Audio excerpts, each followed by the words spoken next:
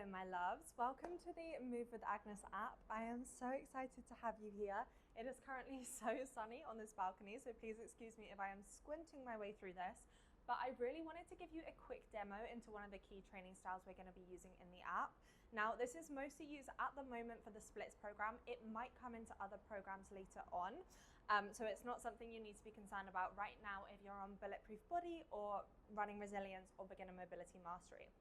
However, it is a training style that I think just needs a little bit more explanation so that you feel super confident when you're coming into those training sessions. Now the training style is PAILs and rails training. It is used at the end of your split sessions specifically to increase range of motion in the muscles required to get deeper into the split. So that's going to be the hamstrings, the hip flexors, and then eventually as you progress through the plan, you'll be using it in the splits position itself. So that's how I'm going to show you it right now. Now, PAILs and rails training, we start with a 2-minute stretch. So yes, that is a nice long stretch in that position. It can be a little bit brutal. So with that stretch, I want you to feel a good stretch in your hamstring and your hip flexor. However, don't go to a point that feels painful and uncomfortable.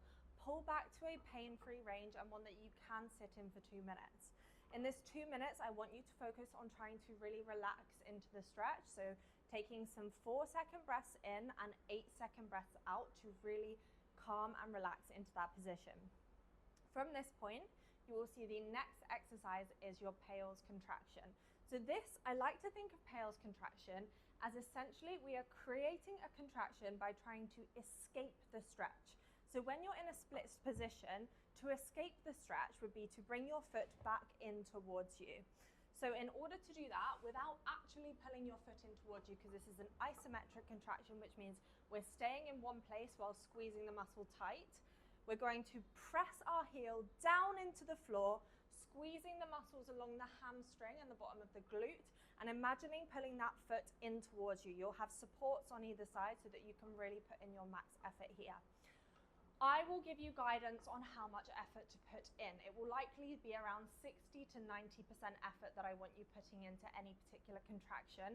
This is something that we will build up over time. So when I'm giving you a percentage, I want you to think of it like a lift. Think about a 60% effort lift versus an 80% effort lift, and put in that amount of effort as you squeeze your muscle and drive your foot down into the ground.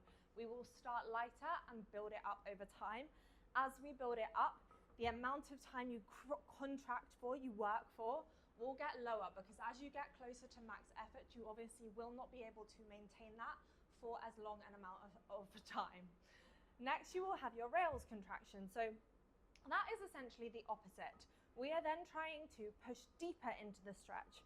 So what we'll be doing here is starting to contract the muscles on the top of the leg, the muscles around the upper hip flexor and the quads, and pushing your leg away from you. Again, we're not actively moving, we are just pressing that heel into the floor, but pushing away from you this time. So it'll be the muscles around the top that are squeezing now, as opposed to the muscles in the bottom of the leg. This contraction will be a little bit shorter as it's a little bit more challenging, but again, you'll be working with a percentage range to work within here. At the end of that final contraction, you're going to see if you can slide your foot a little bit deeper into that stretch. And this is where you'll do your final stretch hold.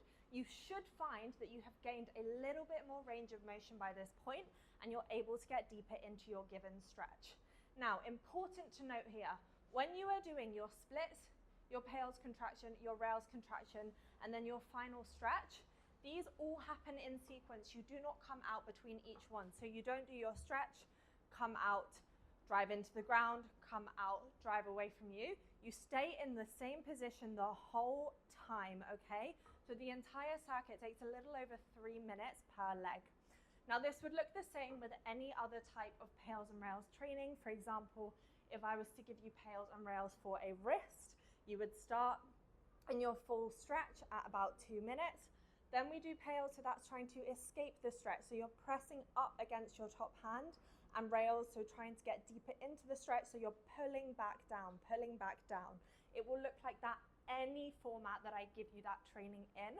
So this should give you a bit of an overview of how to use it for the splits, but you may see that it's being used in a slightly different movement position. I will always also explain it in the video and description on that particular exercise, but I hope this just gives you a bit of more understanding of the principle as a whole. Okay, happy splits training, happy PAILs and rails training. Love you guys.